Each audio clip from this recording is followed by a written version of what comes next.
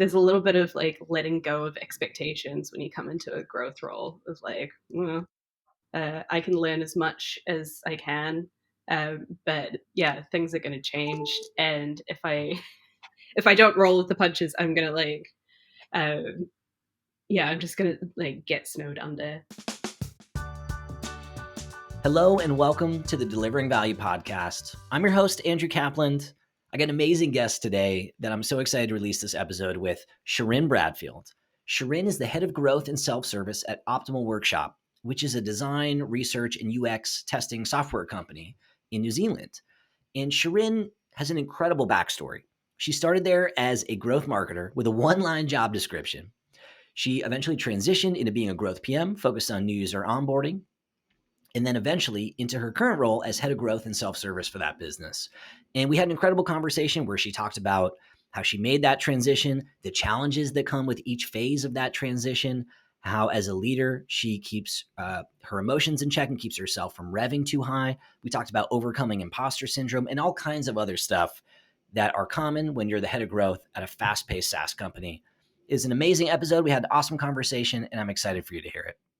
This episode of the Delivering Value podcast is brought to you by Novatic.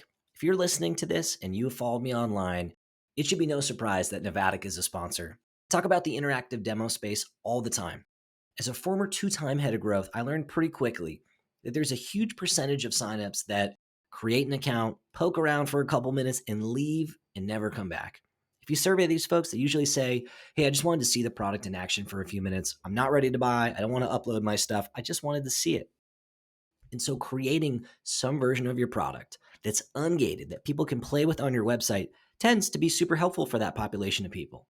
It increases the quality of your users. It weeds out all the clunkers, so from clouding up your data, and it starts the onboarding process way before someone even gets into the product.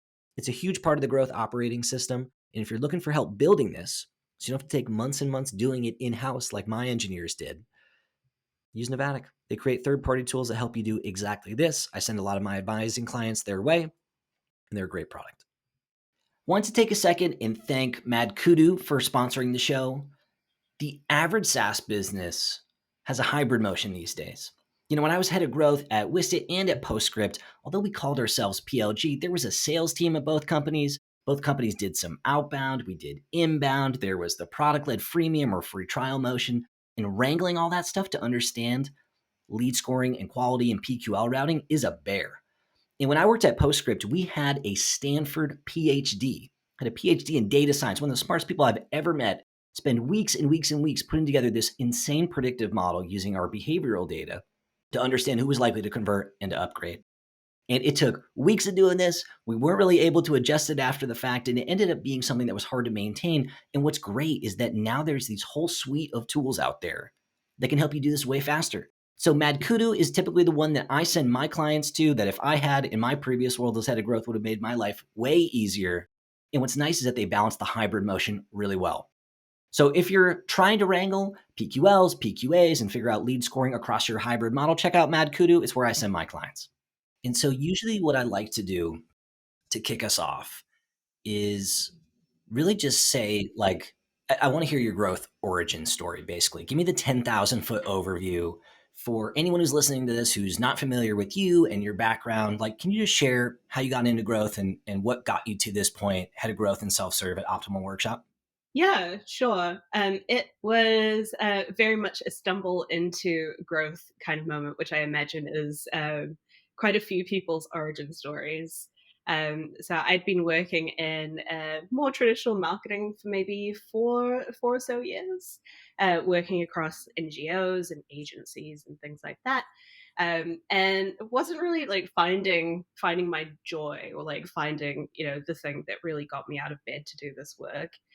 And I had a few friends that were really passionate about the work that they were doing. And what I was finding with them was that they were working at this place called Optimal Workshop. The place was a startup at the time, and just hiring a lot of really passionate, really cool people. The product was really cool as well. And I was like, that sounds great. I would like to work there. Let's do that.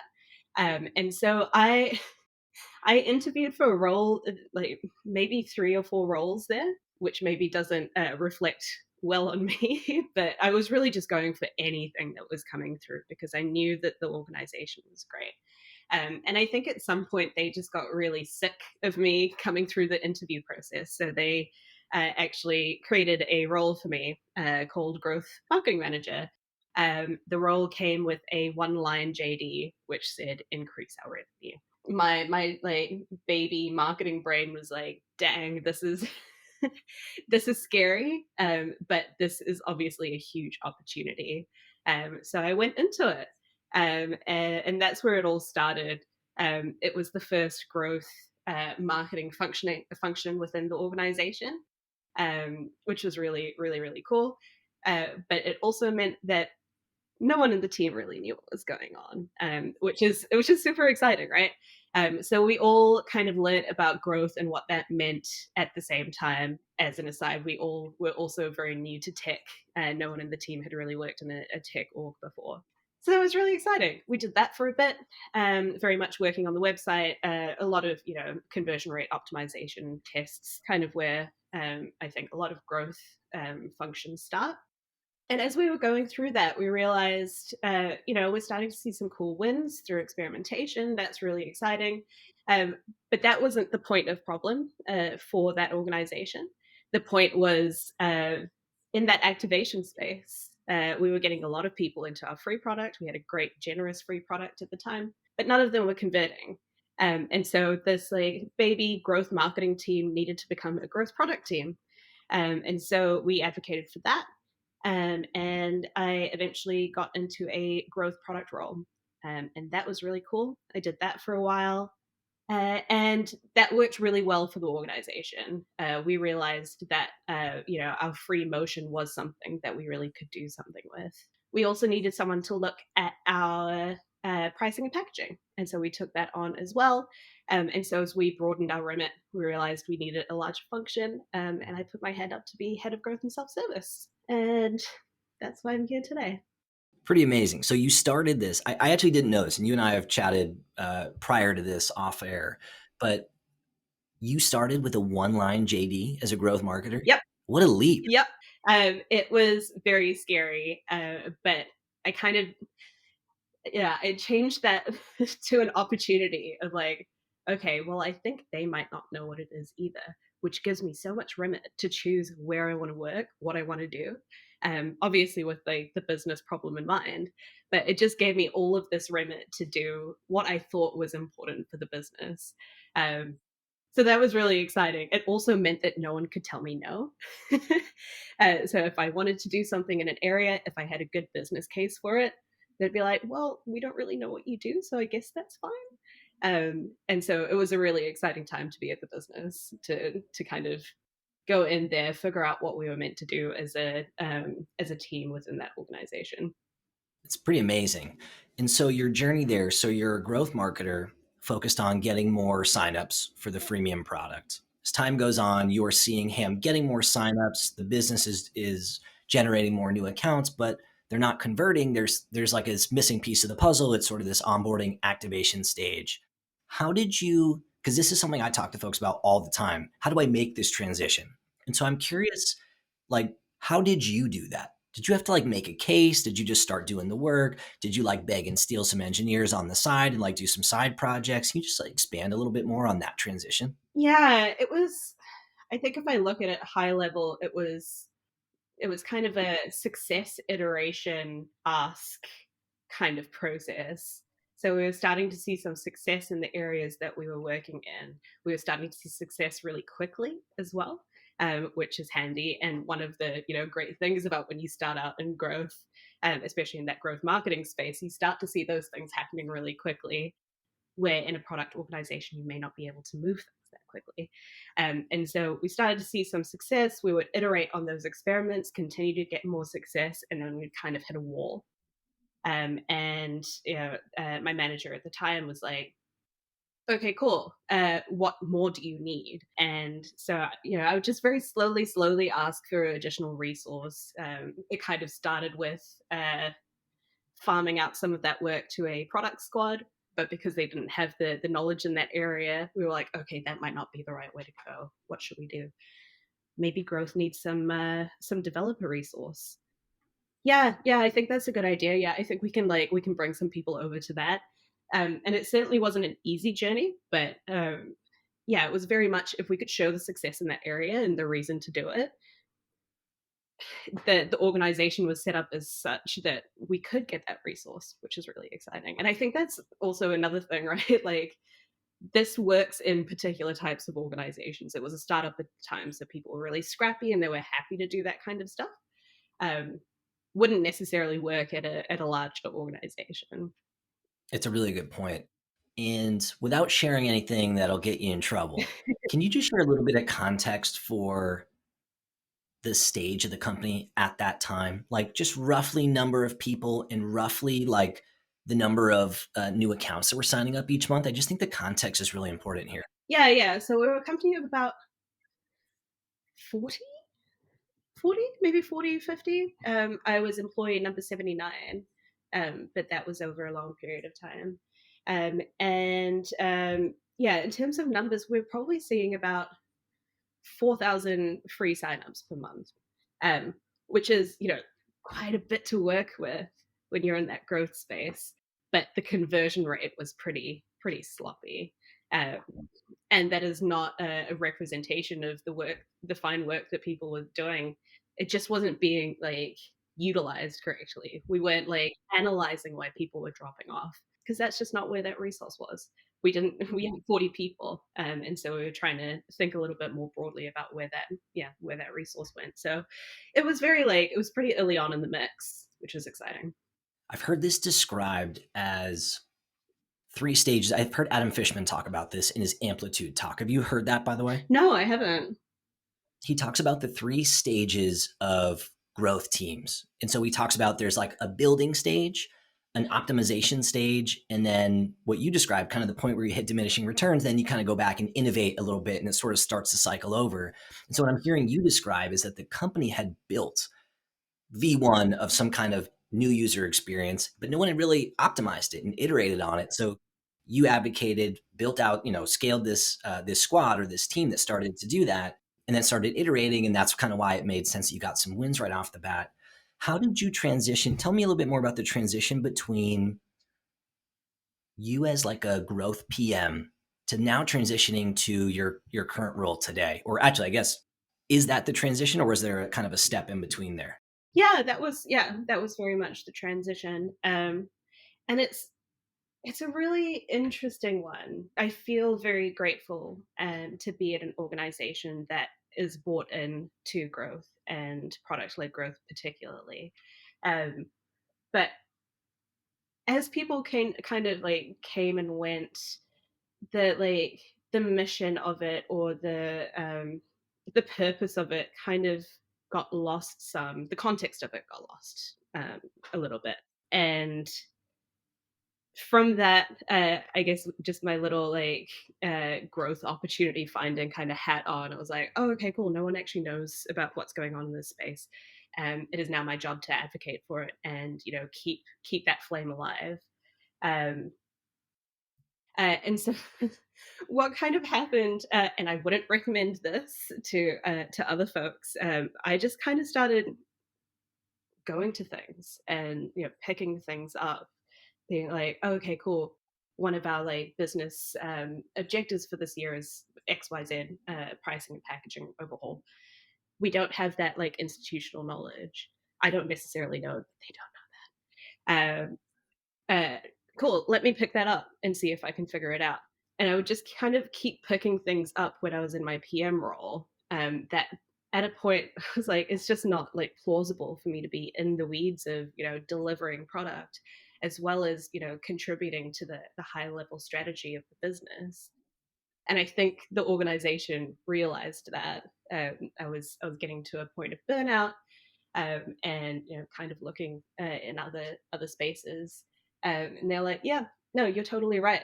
This is too much for one human. This is potentially too much for two humans. Um, let's put you in a new role where you can focus predominantly on that strategy, and get someone in that can really like supercharge that PM side of things. Because I'm not a product person by education.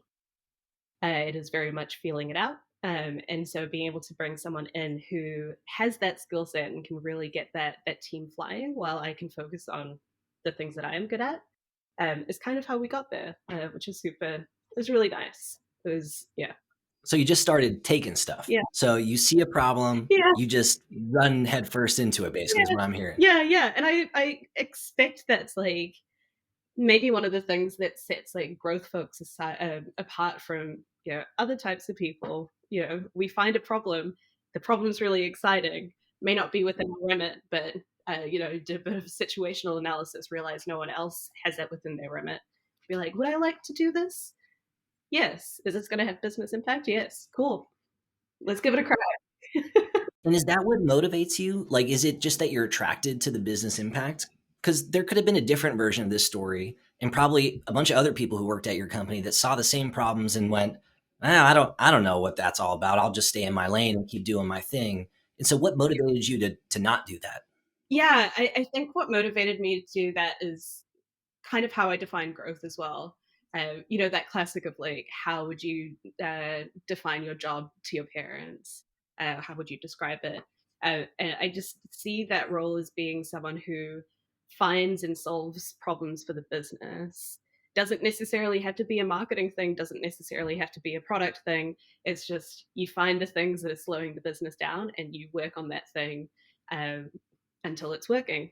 And so, yeah, that very much motivates me trying to find those areas of opportunity because I think like we maybe think of, or maybe when we're in an organization, we might think that it's a like a special snowflake, but actually the problems that you're solving are probably are extremely transferable to other organizations as well. So it's not like it's a one and done. You solve this problem and then you're never going to work on it again.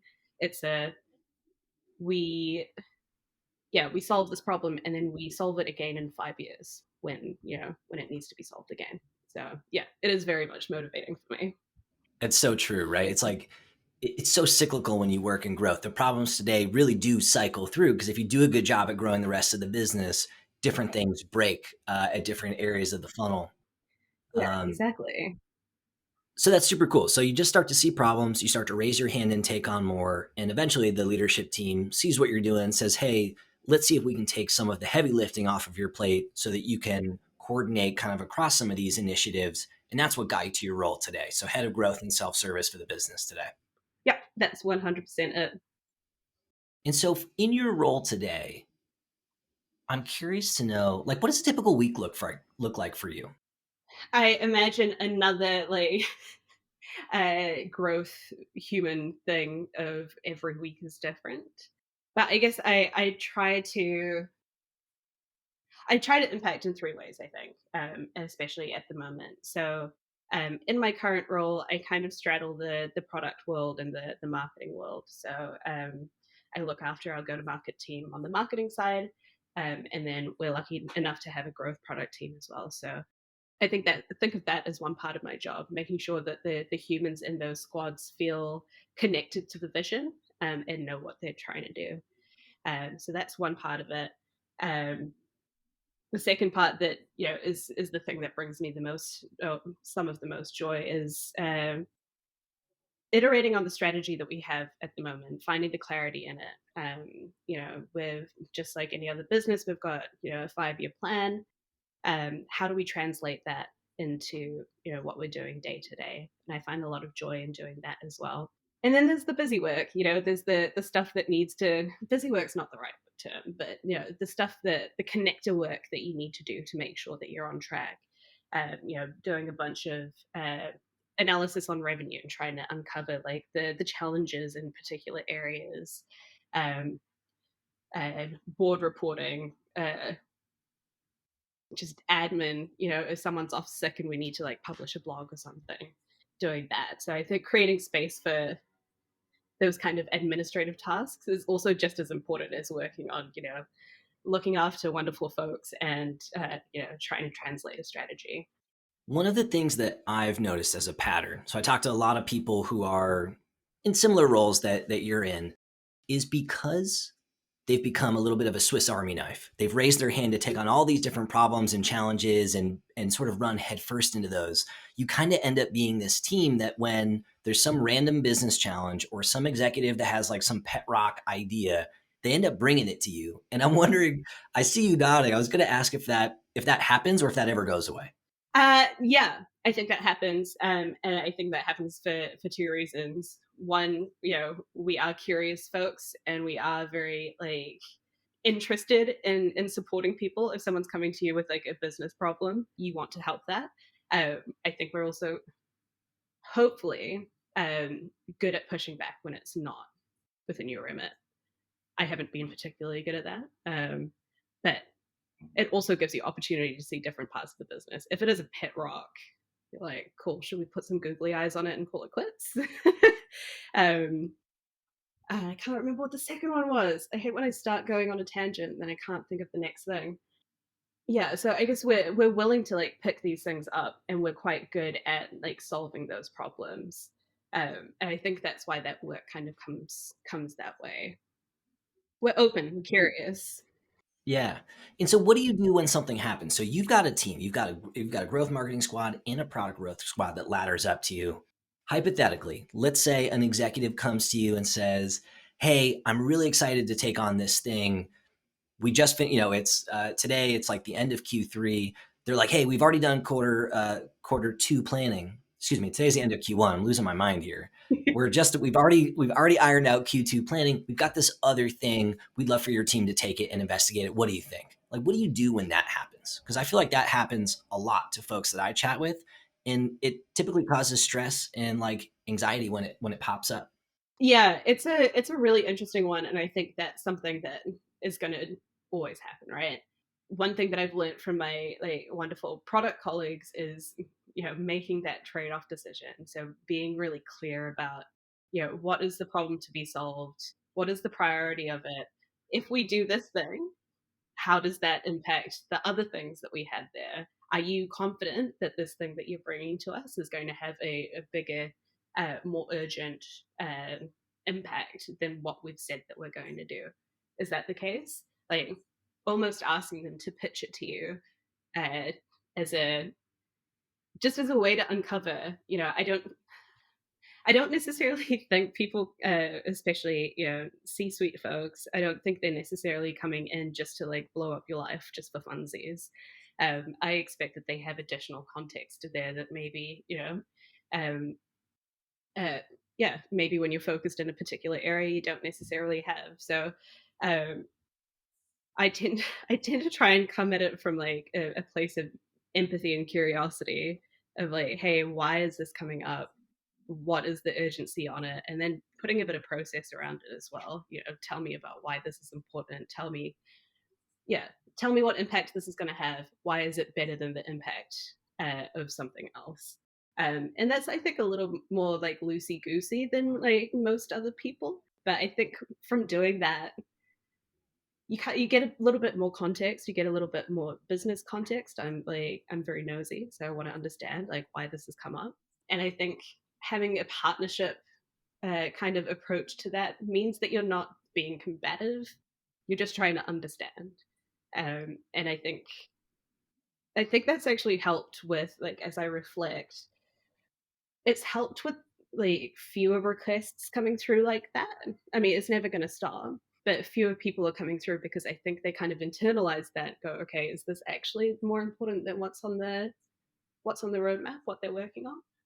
Probably not. Let's find a different avenue and not like blow up the squad. So you approach it from a place of curiosity, gain a little bit more information, and then ultimately it sounds like you use that to prioritize. So what I think maybe some other folks do is they hear something like that. Maybe someone who's a little bit more junior than you might hear a request from that and think, oh geez, I need to do this in addition to all these other things that we're doing. Where you see that and say, hey, no problem. I've essentially got a certain amount of points that I can assign for the quarter. Is this more valuable than the other points I've already got assigned? If so, great, let's swap it in based on this new information. Or if not, then great, let's stick with the plan ahead and kind of protect it in that way. Yeah, 100%. And I also think it's It's almost an opportunity to educate the person coming in on the incredible work that the squad is getting up to. I think when you work in the growth space and people may not necessarily understand why, things have been prioritized, it just gives you a great opportunity to educate and be like, oh, okay, you want that particular thing that's going to be like quite large for us to work on and going to impact this one business, like this one customer of ours. Awesome. This thing that we're trying to work on is going to impact every single customer that sees our product for the very first time. Which one of those things is like more important to you and for us as a business? And then they actually get really excited. And that's the dream.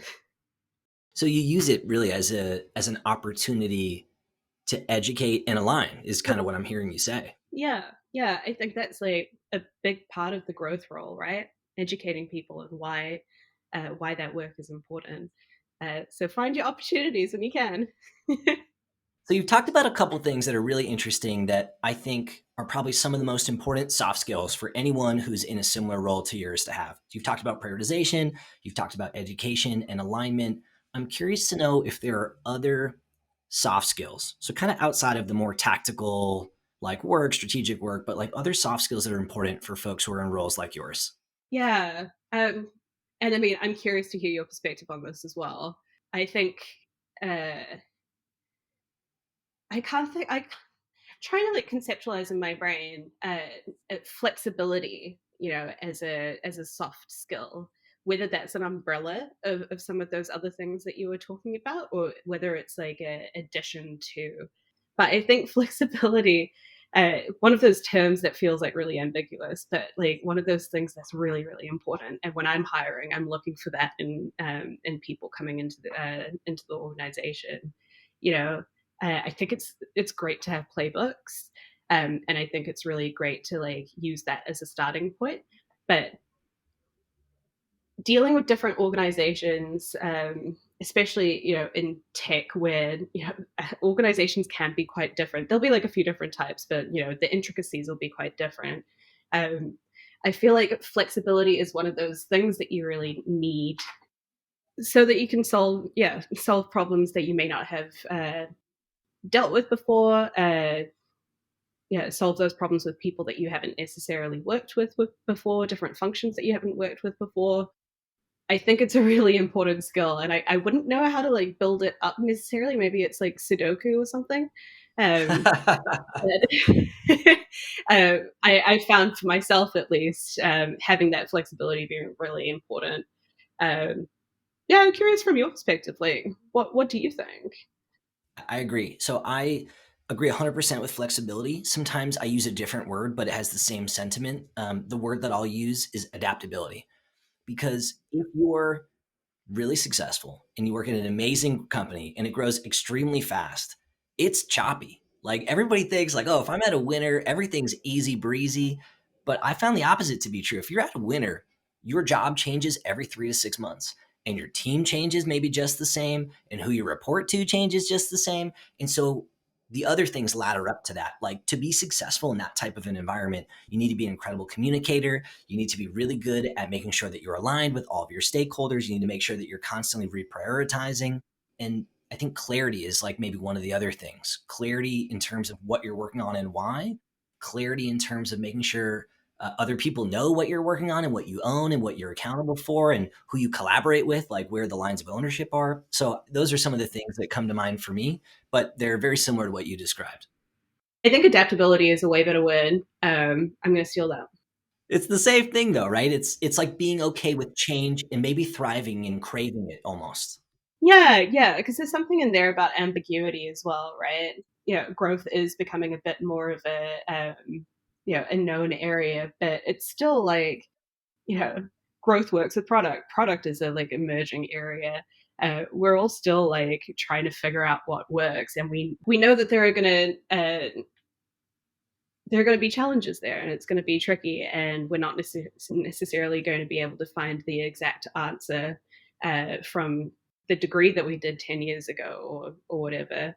It is very, yeah, dealing with that ambiguity is a challenge, and also just one of the most fun parts of the job. Totally.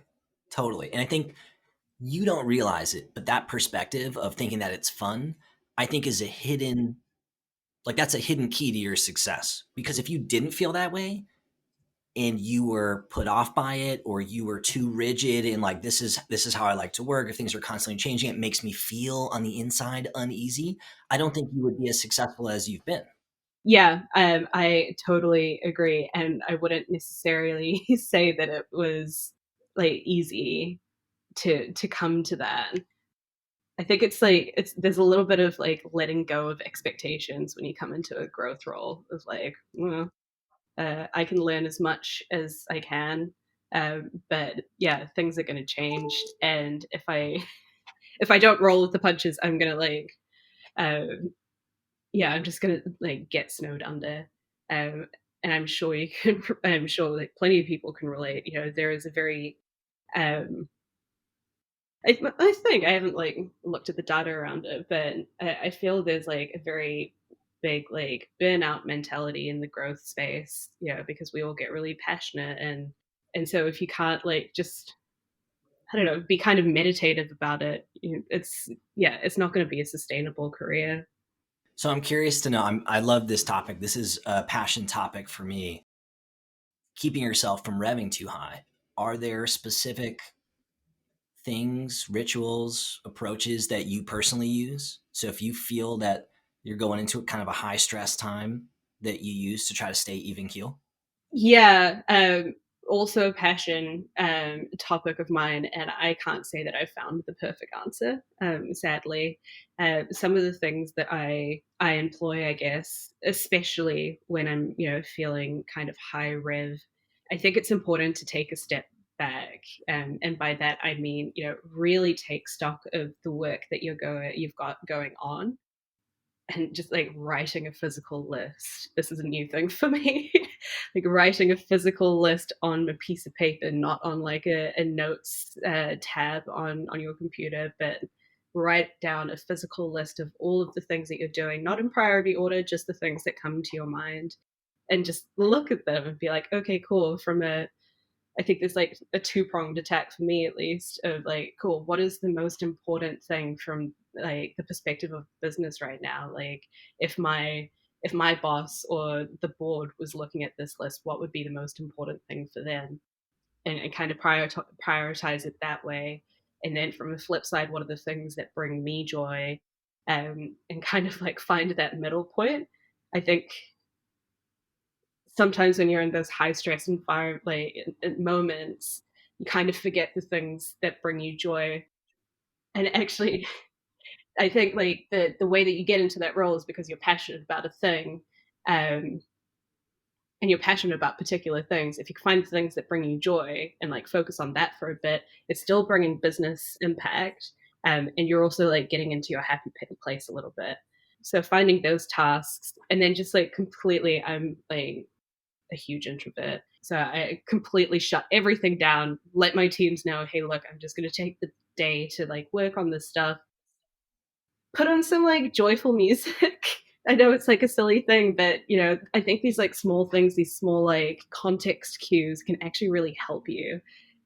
So I'll find the thing that I know is going to have business impact and it's going to bring me joy, put on some silly music and just jam it out, you know? And I find just like, focusing in on that can really help with that, like, yeah, mentality shift. I think it's so important. When I started working with a coach, I used to just rev way too high. And I was like, man, I'm in this job. I'm like director of growth. I need to be constantly ahead of where my team's at. And like I had all these different parts of my job, right? I would report up and also enable my team below me. And then I'd have to collaborate with people next to me. And I was pushing some of my own projects along. And I just didn't manage my time well. So I worked with a coach because I thought I was broken and I thought it was me. And my coach pointed out something, and she said something like, when you're on an airplane and there's an emergency, like on the back of the seat card, it says, before you help anyone else, step number one is to like put your own mask on. And it just like was this moment for me where I was like, oh shit, I'm putting my mask on last. Like I'm literally helping the 10 people before me, my other stakeholders and collaborators, and I'm literally putting everything above my own internal feelings. That was the opposite. And so that's dope. So what I'm hearing you say is you have a similar system. You jam it out, you put on some silly music, you kind of go inwards, but similar thing, right? You don't overextend. You prioritize, reprioritize, try to ideally find the overlap between work that you find interesting and impactful work, and then try to just cut out the noise a little bit and slow things down. Yeah, yeah, yeah. That's the approach. I guess like stoked to hear that you have a similar approach as well. I'm wondering, like, did you have like a sense of guilt? Guilt isn't quite the right word, but like a sense of like, oh, I'm letting these people down if I'm just focusing on my stuff. 100%. I would feel guilty about that. And then I would feel guilty on the other end where if like sometimes I would prioritize those people and they'd be like, hey, we're missing this thing. We're sort of unclear on the vision and where we're headed. And so I'd go Saturday midday to a coffee shop and I'd put on headphones and I'd jam it out. But like it would be on the weekend, like on my time where I'd stay really late. And then I would feel guilty about doing that. It was like, well, I shouldn't be doing this.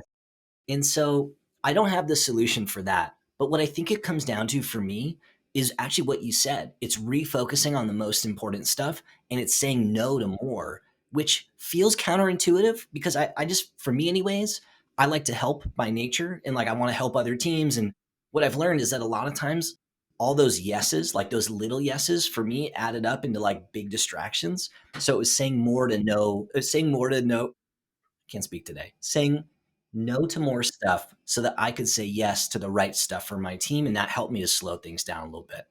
But no, I felt guilt about it every which way. Cool. I mean, I was does hoping you that had a resonate? silver bullet.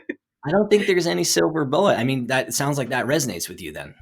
Yeah, yeah, 100%. I think it's a and maybe like a bit of like guilt from making that transition from being an IC into a leadership position, the guilt of like maybe making that transition, maybe a little bit of like imposter syndrome of, hey, I think I can help these people, and that will be like that's like more in my wheelhouse than like doing this hard stuff over here. Maybe this is like this is the way that I show my value.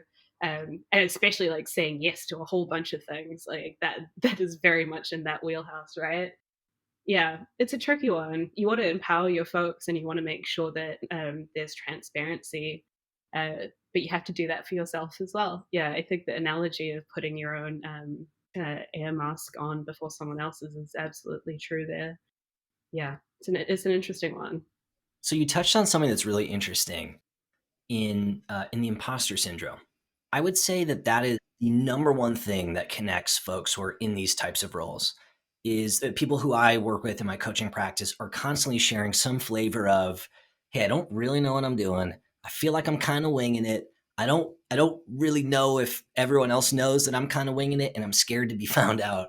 And I'm wondering if that resonates with you. And if so, what are the things that make you feel like an imposter?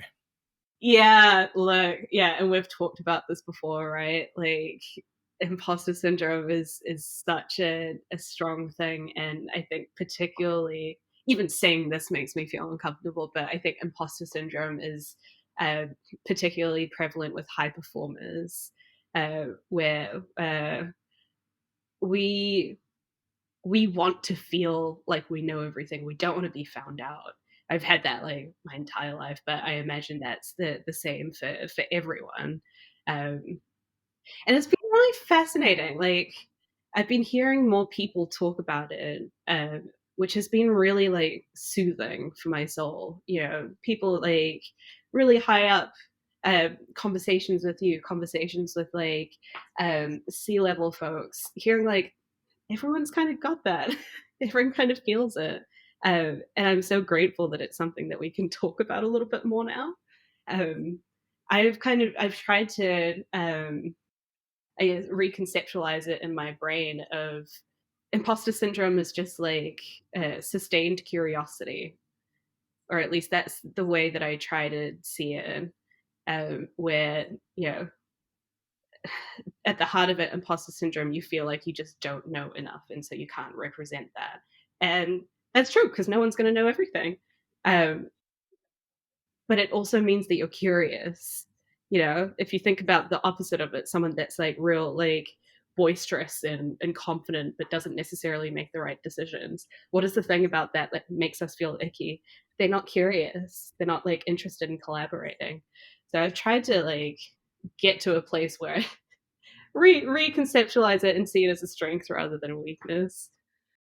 So you still feel it. We all feel this. You just feel it and you just keep going. And you just sort of chalk it up as, hey, I'm doing something interesting and I'm pushing myself outside my comfort zone. And almost, these are my words, not yours, but what I'm hearing you say is almost categorize it differently in your brain, where it's a positive signal that it's like personal and professional growth and not an emergency signal. Absolutely.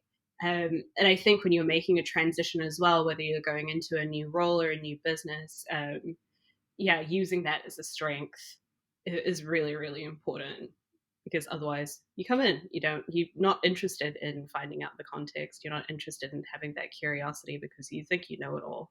Recategorizing it has been really helpful. And so, what do you do when you encounter something that you just don't know? Right? So you said, hey, so I used to feel all this pressure to like have all the answers. And now what I realize is that no one has all the answers and that's okay. But like, what do you tactically do when you encounter either a new problem or a new situation where you don't have an existing playbook to lean on? Great question. I feel like that all the time. Um, and I guess like there's a few different ways that I would approach it. Um, are there people around the organization that I can lean on that have knowledge in this space? If no, are there people in my network that I can lean on that might have knowledge in this space? If no, can I rub a duck with like, my partner or my best friend and be like, let's talk about this at its like kind of atomic level and see if we can like relate it to something else that's not actually that thing. But yeah, ultimately it is tricky, especially in that growth space. Like, what do you do when you don't know how to do it? You figure it out. I would love to say that I've figured out how to figure it out. Very meta. But you got to lean on the people around you. And if they don't know, then I don't know, that kind of soothes the like imposter syndrome, right? Where like if no one else knows, and you're like, okay, cool, we're all starting from this base level. That's that feels a lot better than like me being the person that's missing what's going on here. Yeah, but if I figure it out, I'll let you know. If I come up with a framework in that space, I'll let you know. So, from the outside looking in, I look at someone with your background and your experience as having made it, right? You were a growth marketer, you became a growth PM, now you're head of growth and self serve at a really high volume, badass company. Do you feel like you made it? No. No is the short answer, and the long answer is I don't think I will ever feel like I've made it. I think that is a good thing, right? I feel like if I was like, "Yep, made it, done, good." Honestly, I feel like my work output, just you would kind of feel it. I am very much one of those people that like uh, my work is representative of the passion that I have for it, which is why I like. I'm so grateful that I've gotten into this area, because it is very much, you don't pick and choose, but well, yeah, you do kind of pick and choose the problems to be solved. And if it's chunky, hard to like conceptualize problem, like my passion is going to come through it. So I don't necessarily feel like I've made it. Maybe I need to do some like some meditation on that to look into that a little bit more. But I want to keep pushing. The tricky thing about growth is like you don't necessarily know what the next step is, right? It's not like chief growth officer is a particularly proliferated role, and so yeah, I personally feel like I'm at this point of what is the next step, which could either be like narrowing back into a particular area, but that doesn't necessarily get my like my brain fired up thinking about going back into a particular area. So yeah, I don't know. I don't know what the next step is, but there is definitely more next steps. Yeah, I was curious to ask, like, if you had professional growth or career goals at this point. Sounds like you don't necessarily have a next career goal in mind, but I guess what about on the professional growth side? Like, are there certain skills or things or problems that you're working on? Yeah, yeah. So because I've gotten into the space where I'm like, I don't know what the next step is, and I think like early career, you kind of have like a very set thing, especially in the marketing space. You start out as an assistant, you go into a specialist, then you go into manager, whatever. Um, and now I'm like, don't know what that looks like. So my next step is to go a bit broad. I'm going to be starting an MBA soon, which will be really exciting, and I'm hoping that that will give me some clarity on what is out there.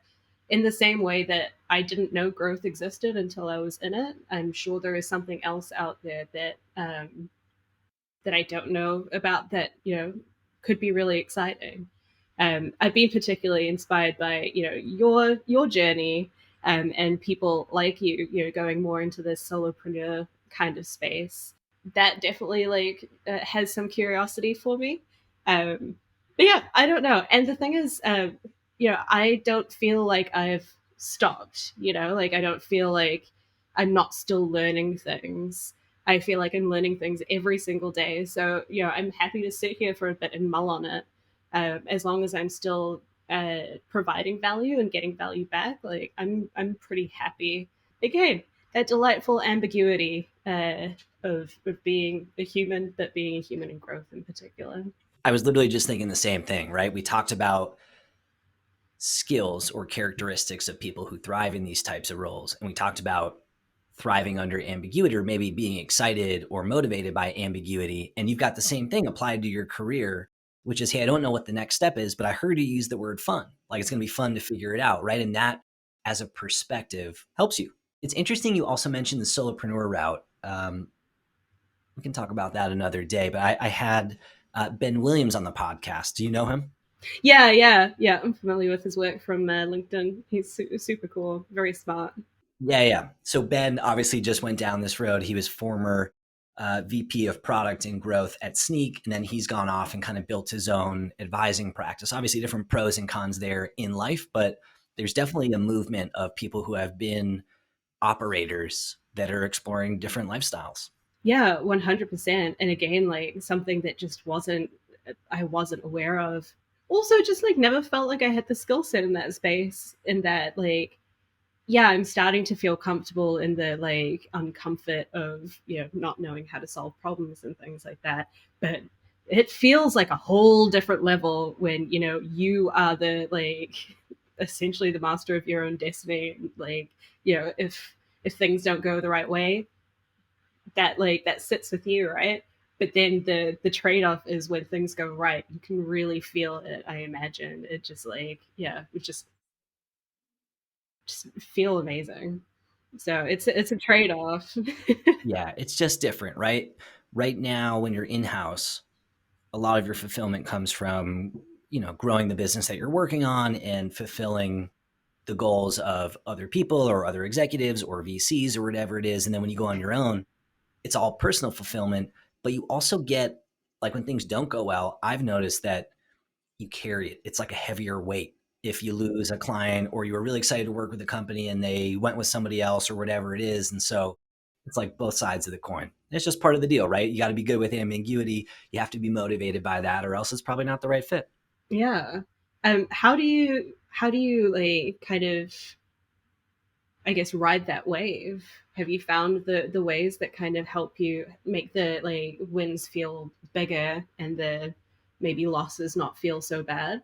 So earlier in our convo, you were saying, hey, I try not to rev too high, and that when I get a little bit, my words, I don't think you used the words rev, but you said, I try not to get too much going on. And when I do, I try to reset a little bit by refocusing and kind of putting my head down into impactful work.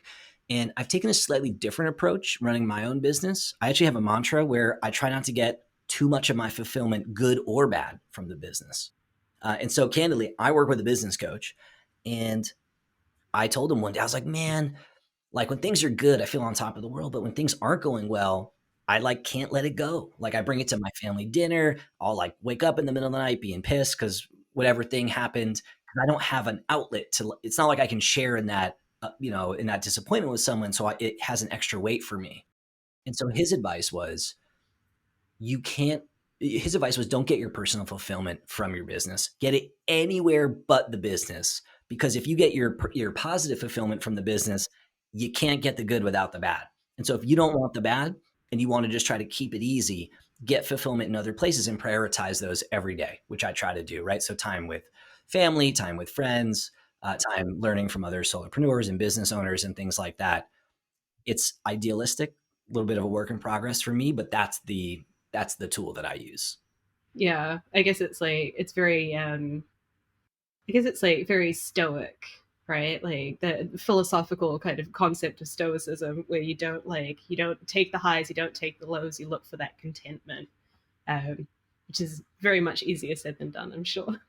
The mantra that he always drills into me is high intention, low attachment. So obviously you have an intention to do great work, to partner with these brands. You'd love to work with these companies and be their advisor or be this person's coach or whatever. But if it doesn't work out, you have to have low attachment to that outcome, good or bad, or else it's going to have a heavy weight. Yeah, it makes a lot of sense. I imagine it's a work in progress. I am super excited to hear how you go with it. Please share Totally. your All learnings. part of the journey is like figuring out how to manage your own emotions, both in-house and on your own. Yeah, I know we're yeah. coming up on time. You got real work that you need to do. Thank you for coming on. And for folks who are listening to this that are curious about you or maybe want to get in touch with you, how can they connect with you? Where can they find you? Just the classic LinkedIn. My DMs are always open. I love to talk to folks, no matter what they're interested in. If they're passionate about something, I'm always curious to have that conversation. I definitely get that joy. So please hit me up if you want to chat anything growth or career or anything. Thank you for coming on. Appreciate your time. Can't wait to release this episode and share it.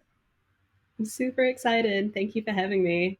Thank you for listening to the pod. I hope that you enjoyed the episode. If you did, I have an ask.